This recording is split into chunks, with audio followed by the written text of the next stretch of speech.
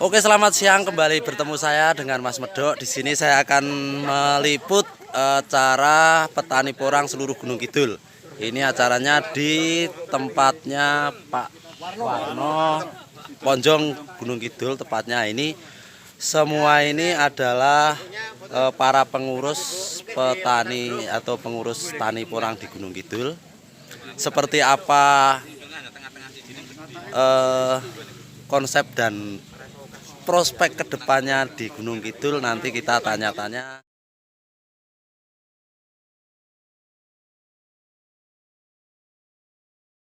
Mas Anang. Salam petani selamat bos. Dari Giri Subo. Siap. Assalamualaikum. Halo Mas An. Halo. Sukses dari Giri Subo Semin. Oke, Semin oke. Oke bro. Siap. Sukses. Siap. Mantap bosku. Nah, ini owner yang punya. Iya betul. Bibitnya dari mana dulu? Itu bibit banyak Pak. Ini ada yang dari Lombok, ada yang dari Madiun, ada yang dari Purbalingga juga ada. Oh, bukan dari Gunung Kidul sendiri. Yang punya saya sendiri ada. Itu sekitar saya punya udah kemarin panen sekitar 50 kilo. Ini kan tahun kedua saya. Kemarin udah dapat 50 kilo. Terus motivasinya dulu kok nanam porang itu apa? Karena saya melihat analisa bisnisnya luar biasa sangat menguntungkan.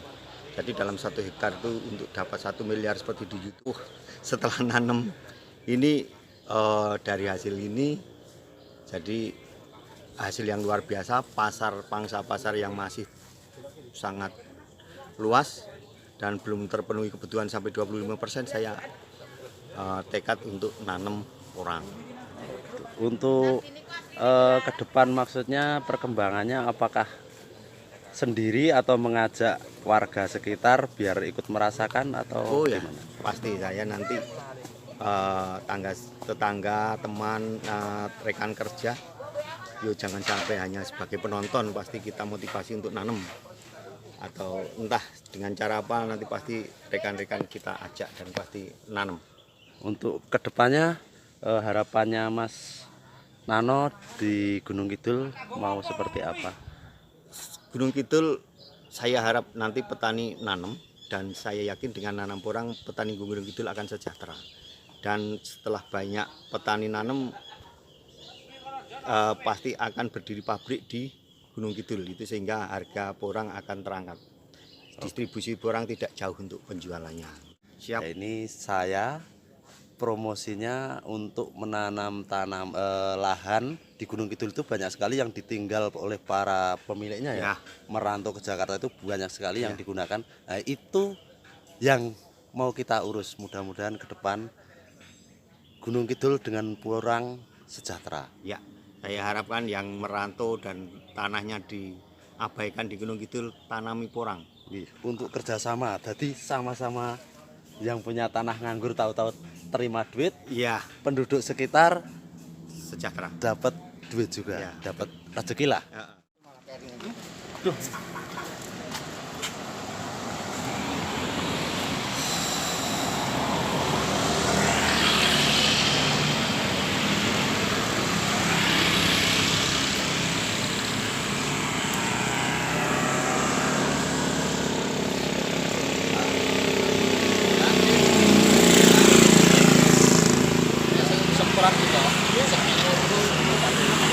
Om Gimbal.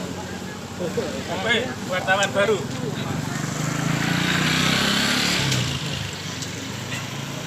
Sik.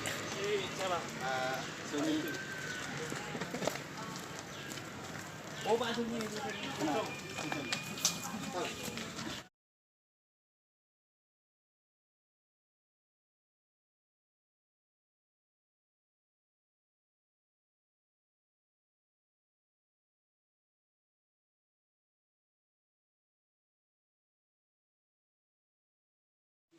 Itu dijual ke Surabaya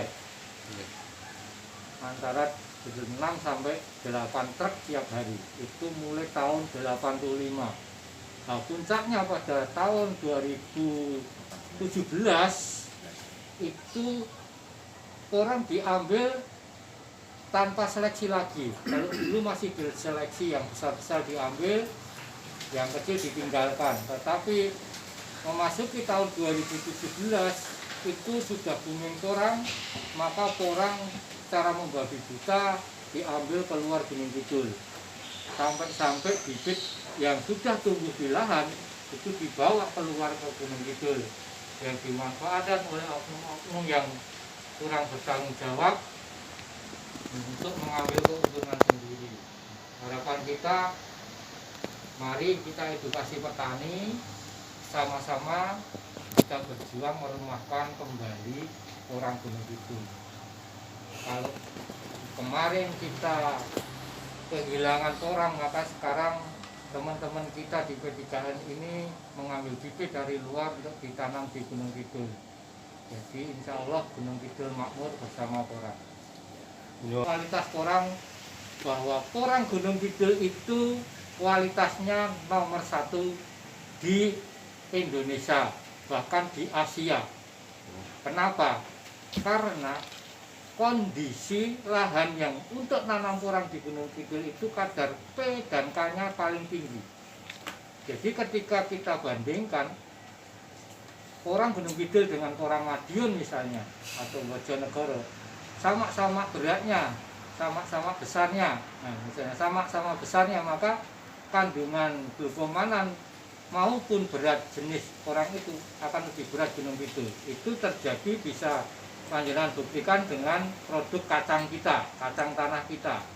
Bagaimana kacang tanah kita menjadi rebutan di Pati ketika masuk ke perusahaan kacang Garuda, karena memang kualitas kacang kita lebih bagus dari kacang-kacang yang lain. Itu berasal dari faktor tanah yang mendukung untuk pertumbuhan kacang ataupun porang itu sendiri. Makanya kita ingin mengembalikan atau merumahkan porang, karena rumah porang itu memang ada di Gunung Kidul. Ketua kelompok untuk P3N Ponjong. Harapan saya untuk Bapak Sunaryanto, Bupati terpilih yang sekarang telah dilantik, untuk mengembangkan porang di Gunung Kidul perlu campur tangan pemerintah. Karena apa? Kondisi ekonomi masyarakat Gunung Kidul yang secara ekonomis petaninya adalah miskin, untuk mendapatkan bibit porang yang relatif mahal harganya itu sangat kesusahan. Itu adalah kendala pertama, adalah bibit yang mahal.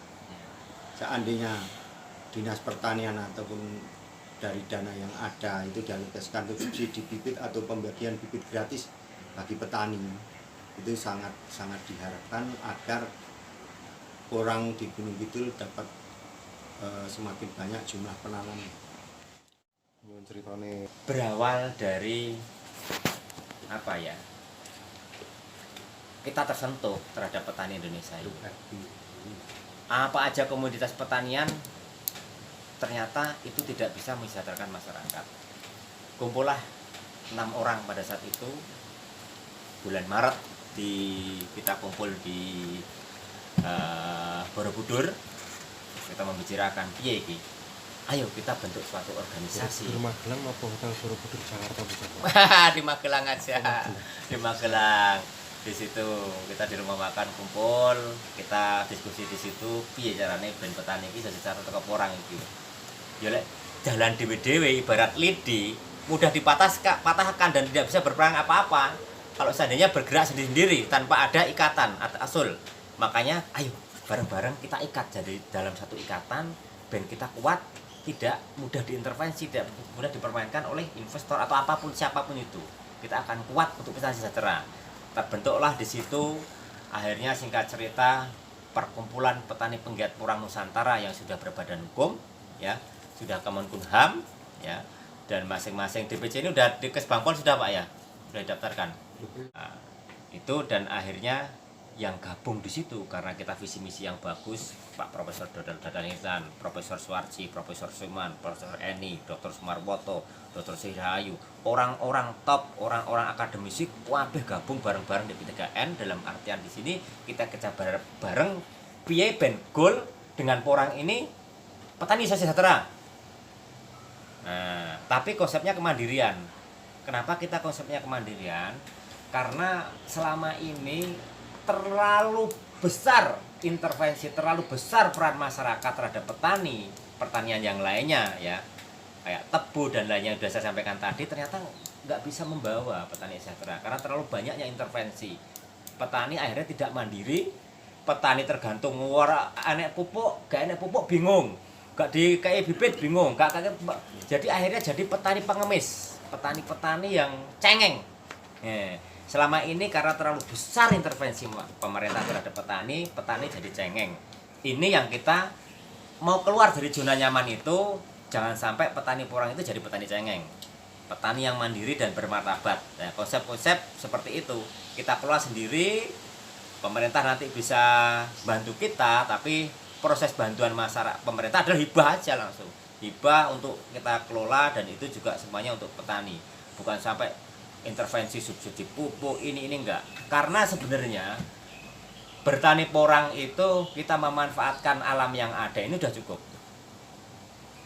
kita nggak perlu pupuk subsidi. Hebat toh.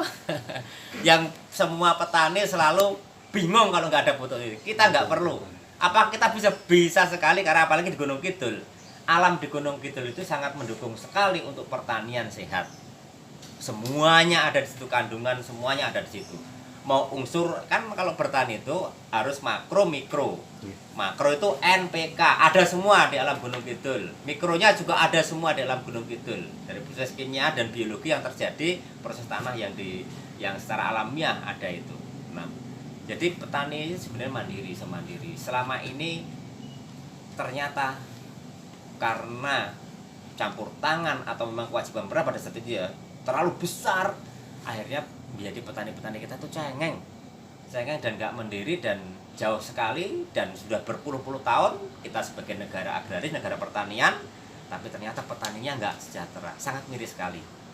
Ini cikal bakal kita masuknya dengan porang ini, semoga kedepannya ini harapan baru untuk petani Indonesia ini. Oh ternyata bisa ada satu produk yang menyebabkan petani itu bisa mandiri dan sejahtera. Nah ini porang.